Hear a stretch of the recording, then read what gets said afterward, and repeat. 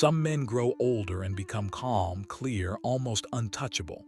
Their presence slows the room. Their words carry weight without force.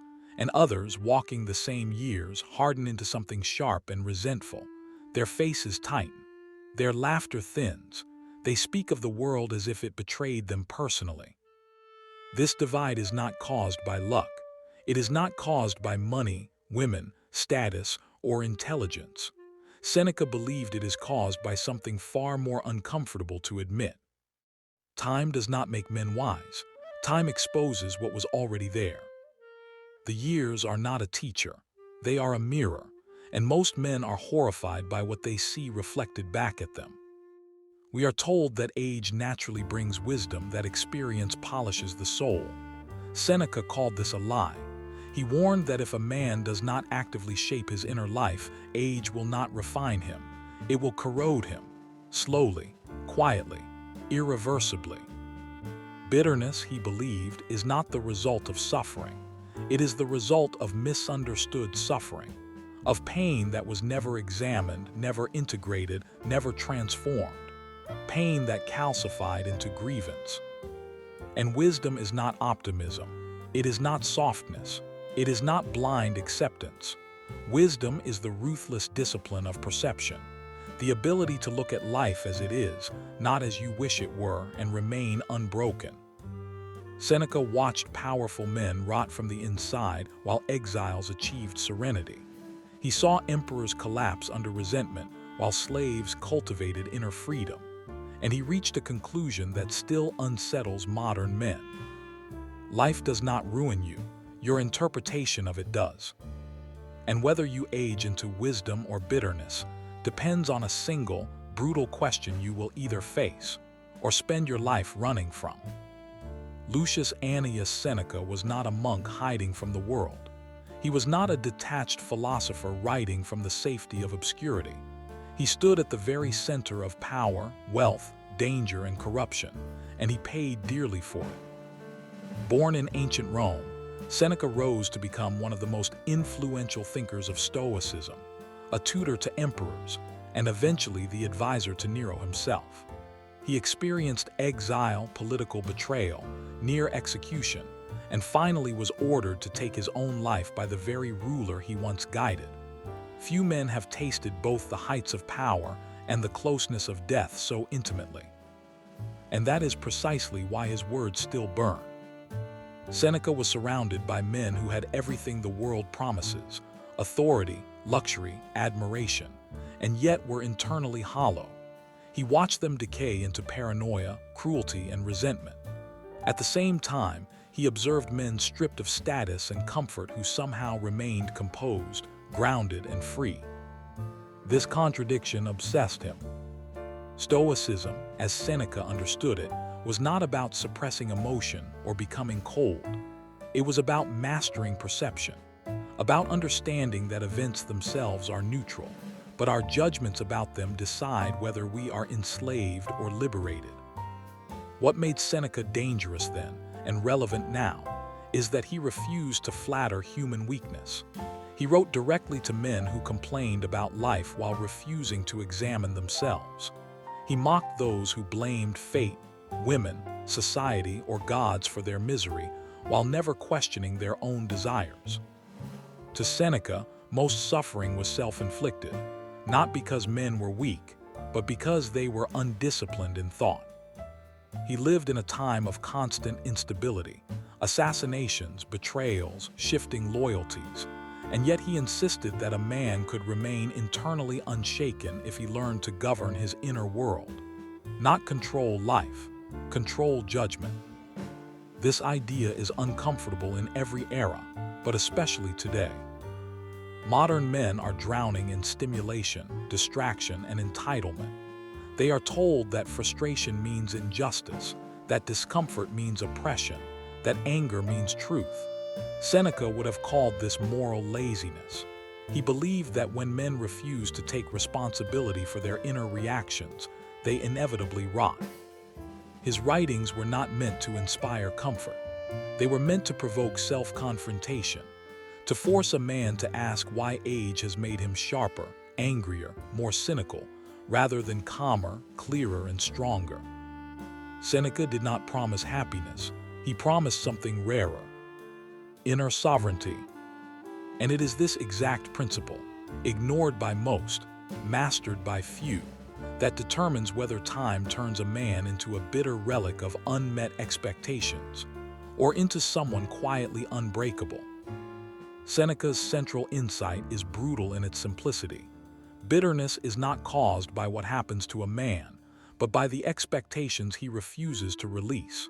Wisdom, on the other hand, is born when expectations die and perception sharpens. To understand this, you have to abandon the comforting myth that resentment comes from being wronged. Seneca saw resentment as a delayed reaction, a poison brewed slowly over years, fed by a single internal error: the belief that life owes you something. Most men walk into adulthood carrying an invisible contract they never consciously signed. They believe effort guarantees reward, that virtue guarantees recognition, that suffering guarantees compensation, that patience will be repaid. And when life inevitably violates this imagined agreement, the man does not question the contract. He questions reality. This is where bitterness begins. Seneca warned that the man who believes the world must behave according to his sense of fairness will spend his life in quiet rage. Every disappointment becomes evidence of injustice. Every success of others feels like theft. Every obstacle feels personal. Over time, this man hardens, not because he suffered, but because he interprets suffering as an insult. Wisdom emerges from a different stance entirely. The wise man, Seneca argued, does not expect life to be gentle, fair, or validating. He expects volatility. He expects loss. He expects resistance. And because of this, he is not shocked when hardship arrives. He does not waste energy protesting reality. The difference is not emotional numbness. It is alignment. Imagine two men walking into the same storm. One believed the day would be clear. The other packed for rain. The storm is identical, the experience is not. Seneca believed most men age into bitterness because they never update their mental model of reality. They keep expecting the world to conform to youthful fantasies long after evidence has destroyed them. When youth fades, when admiration declines, when effort no longer guarantees progress, they feel cheated, not by fate, but by time itself. This is why bitterness increases with age in some men, not because life worsens, but because illusion collapses. An illusion does not disappear quietly, it fights back. Bitterness, in Seneca's view, is the emotional residue of a false worldview. It is what remains when desire outlives possibility, when ambition remains but energy fades, when entitlement remains but leverage disappears. The man becomes angry not at his choices, but at the consequences of them. Wisdom, by contrast, requires something most men resist until it is too late: the voluntary death of false hopes. Seneca wrote that no man is free who is a slave to future outcomes. The bitter man lives in constant negotiation with tomorrow. If only this happens, then I will be at peace. If only they change, then I will soften. If only life gives back what I put in, then I will forgive it. The wise man removes the condition. He does not hope for peace, he practices it. He does not wait for fairness, he prepares for chaos. He does not anchor his identity to outcomes he cannot control. This is where Seneca's philosophy becomes uncomfortable, because it places the burden exactly where men least want it: on their interpretations. To Seneca, anger was not a force imposed from the outside. It was a judgment, a decision made at lightning speed that something should not be the way it is. And every time a man indulges this judgment, he trains himself to suffer more deeply the next time. Over decades, this training compounds. A man who repeatedly tells himself that life is unfair becomes exquisitely sensitive to perceived injustice. His threshold lowers. His patience erodes. His capacity for gratitude shrinks. He becomes vigilant, scanning for insults, slights, and confirmations of his grievance. This is how bitterness becomes a personality. Seneca contrasted this with the man who treats hardship as expected, not welcomed but anticipated. This man does not narrate his pain as a story of betrayal. He sees it as a cost of being alive, something to be managed, not dramatized. The difference is subtle but decisive. One man bleeds internally every time life resists him. The other bleeds once and adapts. Seneca often used the metaphor of training. Just as soldiers harden themselves through deliberate exposure to discomfort, the wise man rehearses adversity in advance. He strips events of their power by accepting them before they arrive. Loss, aging, criticism, obscurity, death itself. Nothing is shocking when it has already been mentally faced. Bitterness, on the other hand, is always shocked, always offended, always late to acceptance. And here lies one of Seneca's most unsettling observations. Many men secretly prefer bitterness to clarity, because bitterness preserves the ego. If life is unfair, then failure is not my fault. If people are corrupt, then my isolation is noble. If the system is broken, then my stagnation is justified. Bitterness allows a man to avoid self-examination while feeling morally superior. Wisdom offers no such comfort. Wisdom demands that a man ask himself where his suffering truly originates, not in events but in attachment, not in loss but in refusal, not in age but in clinging to identities that time has already revoked. Seneca believed that men who age into wisdom make a quiet shift at some point in their lives. They stop demanding that life reward them and start extracting meaning from whatever arrives. They stop asking why this happened to me and start asking how should I meet this well. This shift changes everything. The same years that embitter one man refine another. The same losses that poison one soul deepen another.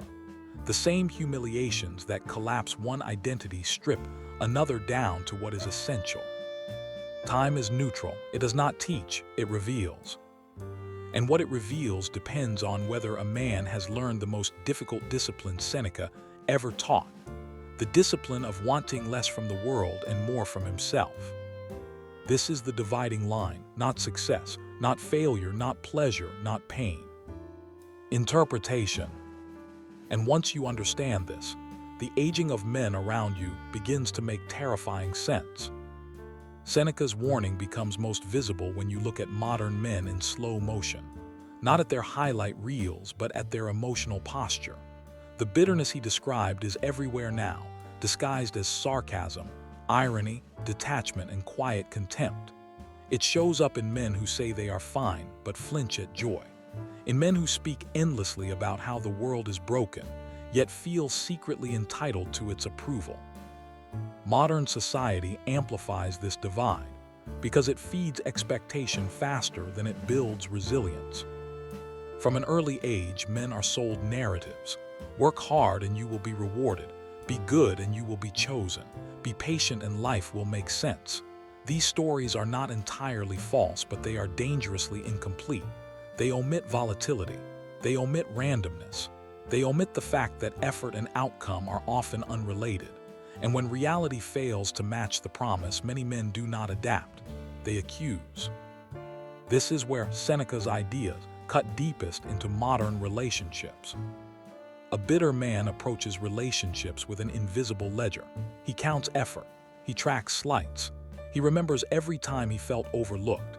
He believes love is something earned through sacrifice, endurance, and self-denial.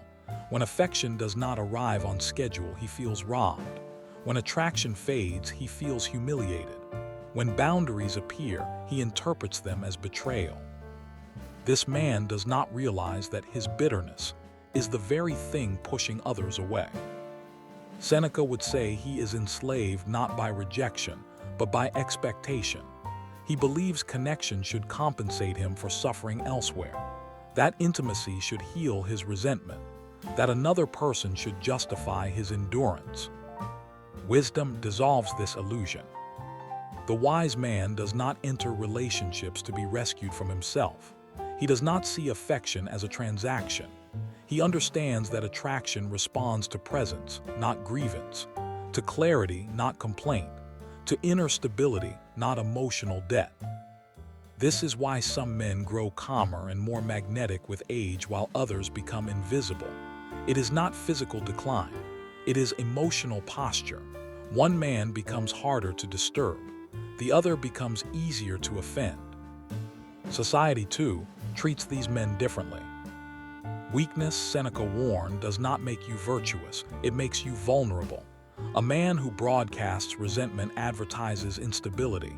He becomes predictable, easy to manipulate, easy to dismiss. His anger is reactive, not directed. His criticism is loud, but his influence is minimal.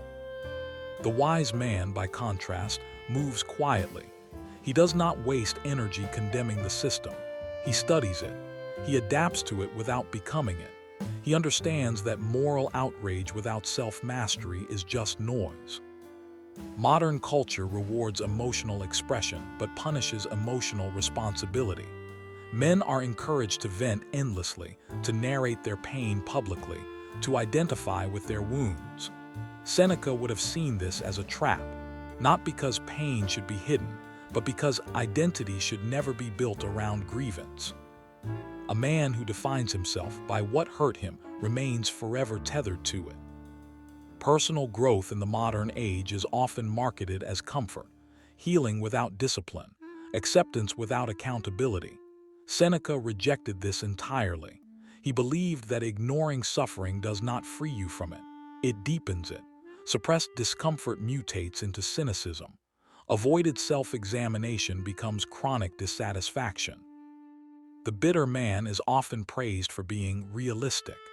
He says he sees the world as it truly is. But Seneca would argue that bitterness is not realism. It is emotional myopia.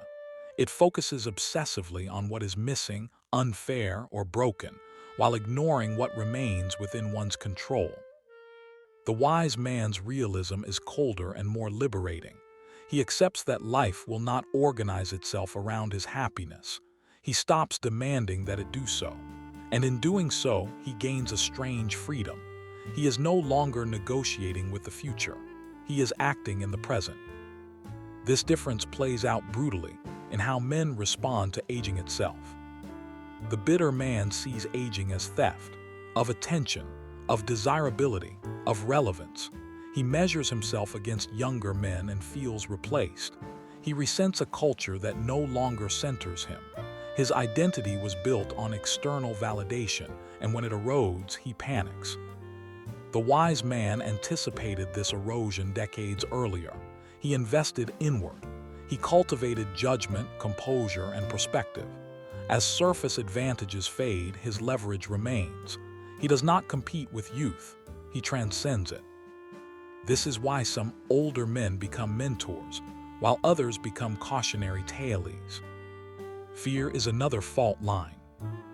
Modern men live in constant low-grade anxiety, fear of falling behind, fear of being exposed, fear of being insignificant. The bitter man responds to fear by clenching, by controlling, by criticizing what he cannot master. He tightens his worldview until nothing surprises him, but nothing inspires him either.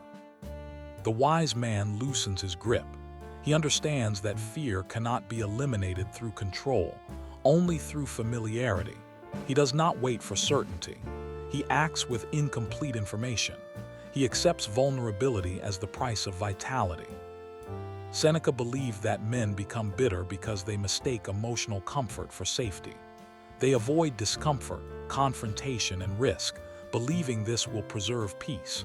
In reality, it preserves fragility. When life inevitably intrudes, they are unprepared.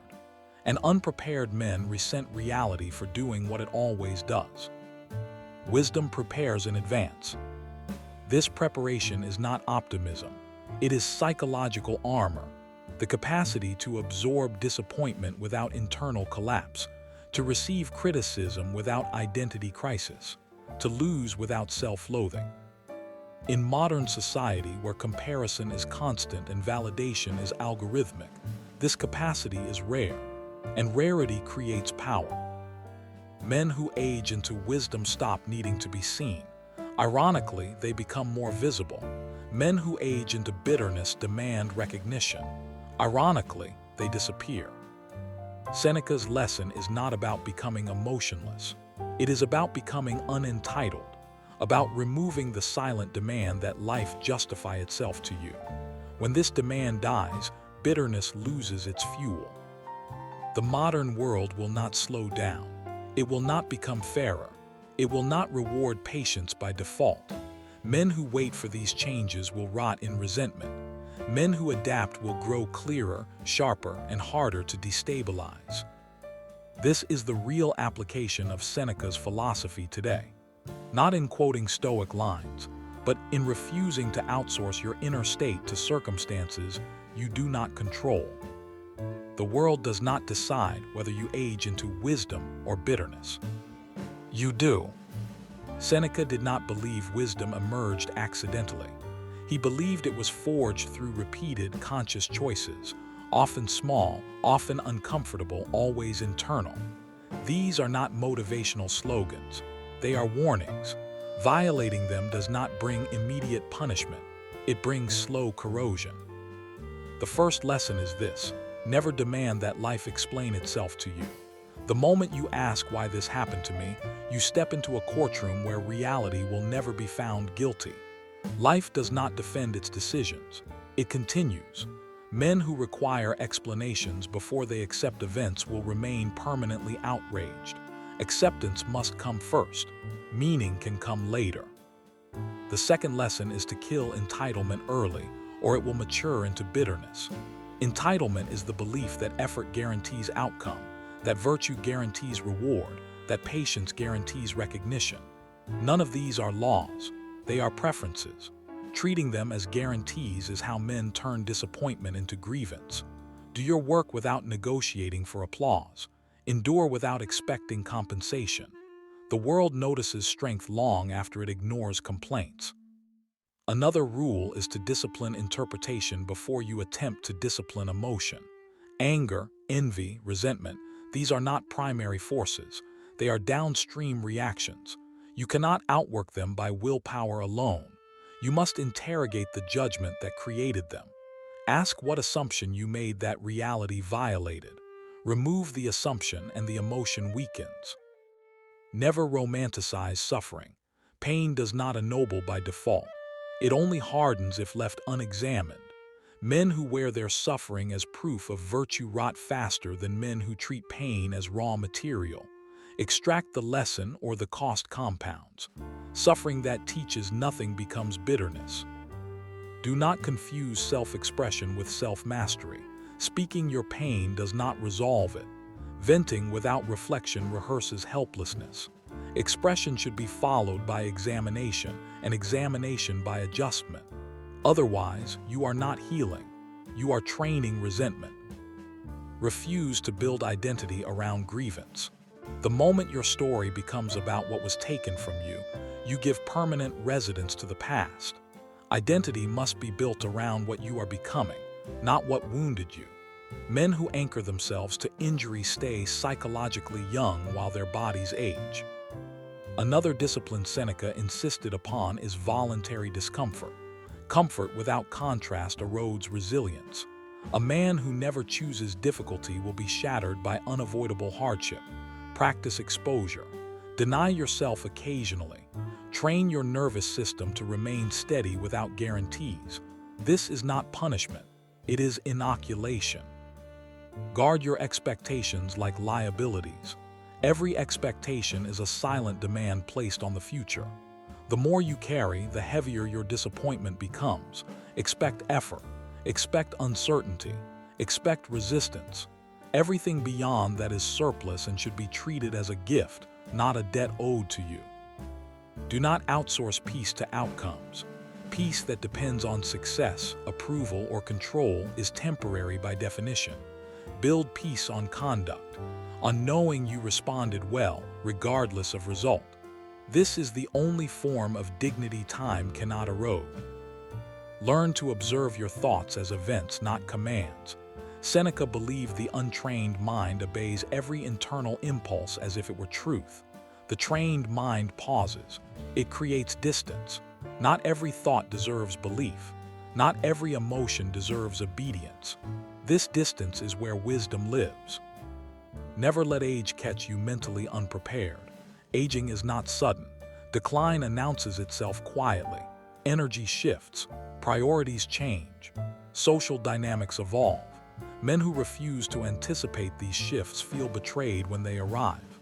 Men who plan inwardly experience aging as simplification, not loss. Do not resent younger men. They are not stealing your place. They are occupying a phase you have already passed. Resentment reveals attachment to an identity you should have already outgrown. Replace competition with perspective. What you lack in raw force, you should exceed in clarity. Choose respect over validation. Validation is volatile. It requires constant renewal. Respect accumulates slowly and decays slowly. Men addicted to validation panic as it fades. Men grounded in self-respect adapt.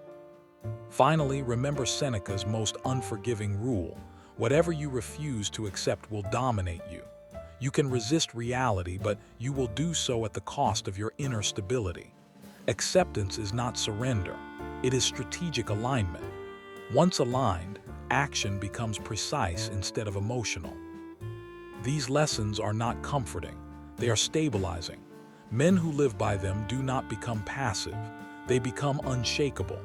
They stop leaking energy into complaint and start consolidating strength.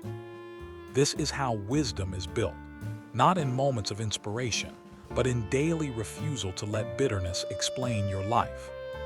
Seneca's final lesson is the one most men encounter too late, standing amid the ruins of years they do not understand. He believed that life is not long or short by accident. It feels long to the bitter because every moment resists them. It feels short to the wise because nothing is wasted fighting what cannot be changed. In the end, age does not ask whether you suffered. Everyone did. It asks what you did with the suffering once it arrived, whether you refined your judgment or reinforced your resentment, whether you used pain to sharpen perception or to justify withdrawal. The bitter man looks back and sees a list of grievances, faces that disappointed him, systems that failed him, opportunities that slipped away. He narrates his life as something that happened to him, and in doing so, he hands over authorship. The wise man looks back and sees training, resistance that clarified priorities, loss that stripped illusions, disappointment that forced alignment. He does not claim life was gentle. He claims it was honest. Seneca understood that the most dangerous moment in a man's life is not youth, when mistakes are expected, but middle age when narratives harden. This is where bitterness calcifies into identity, where men stop examining themselves and start declaring conclusions about the world. Once this happens, learning stops, and when learning stops, decay accelerates. Wisdom requires perpetual humility, not the humility of self-negation, but the humility of correction. The willingness to say, I misjudged this. I expected what was never promised. I clung to what was never stable. Few men make this admission. Few are still repeated across decades. That is why wisdom is rare. Seneca did not believe bitterness was tragic. He believed it was preventable, a choice made repeatedly in small moments, when anger was indulged instead of questioned, when entitlement was protected instead of dismantled, when acceptance was delayed in favor of protest. And wisdom, too, is chosen in the same way, quietly, daily, without witnesses. Time will keep moving forward whether you refine your inner life or not. The years will pass with perfect indifference. They will strip, reveal, and expose. They will not soften themselves for your expectations, but they will amplify whatever you carry within. If you carry grievance, it will deepen. If you carry clarity, it will sharpen. If you carry resentment, it will harden. If you carry discipline, it will mature. This is Seneca's haunting truth. Men do not age into wisdom by surviving longer. They age into wisdom by relinquishing illusions faster than bitterness can form.